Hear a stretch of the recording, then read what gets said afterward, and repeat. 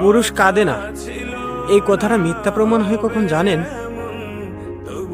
যখন একজন পুরুষ দায়িত্বের বোঝা কাঁধে নিয়ে প্রবাসে পাড়ি জমায়, এয়ারপোর্টের কাচের দেওয়ালের মধ্যে চোখে পানি থাকে কিন্তু ঝরে না, কারণ পেছনে মা দাঁড়িয়ে, স্ত্রীর চোখে ভরসা, সন্তানের হাতে ধরা স্বপ্ন। একটা টিকিট, দুটো ল্যাগেজ আর হাজারটা না বলা কথা বুকে চেপে ধরে পুরুষ হাঁটে প্রবাসের পথে।